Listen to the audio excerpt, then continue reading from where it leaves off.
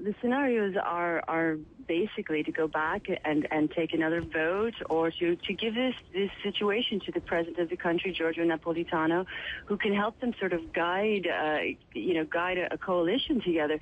The big problem is that neither of the parties have enough of the leading parties have enough power to join with one of the smaller parties to form a coalition. And there's so much infighting, so much division within these parties that it's going to be almost impossible to come up with an outcome based on the results of this particular vote. It's very uncertain. The headlines this morning are chaos, ingovernability is kind of the running theme here. And, Italians are really, I think, fed up with the years of austerity, years of recession, and the last year and a half of austerity.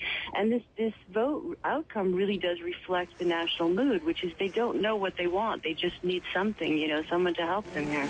But now, of course, they don't know what they want, and this is going to put the country in a more difficult position with so many problems and so many challenges ahead.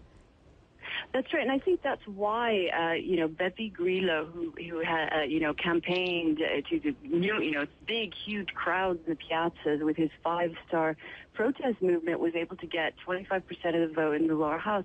The fact that he did so well, based on an anti-establishment, anti-austerity, anti-Euro platform, I think is also very telling. The Italians are fed up with their old politicians, and he provided to many of them an alternative voice.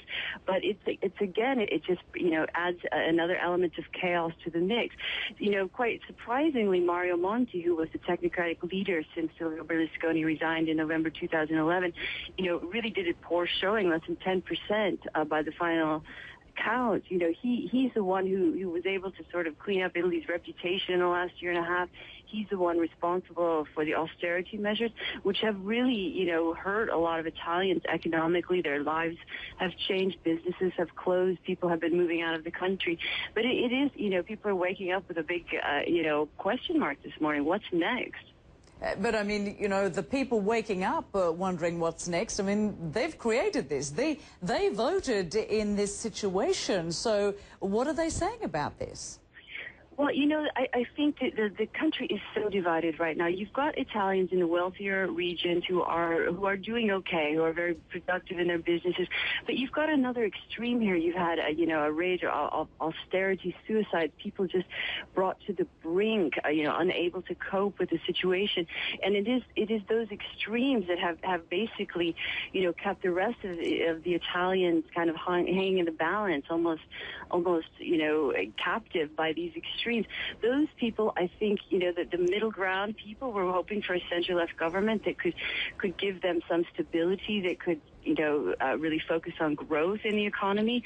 But in the end, I think the extremes won the vote, or at least divided the vote to such an extent that you don't have an outcome. Really by anyone's standard of measure, the only possibility is to eventually go back to the polls, or to take this mess to the president and ask him what to do. And it could really result in another several months of a technocratic government. Of course, that won't be Mario Monti, because he entered the political race. He's no longer a technocrat, now he's a politician.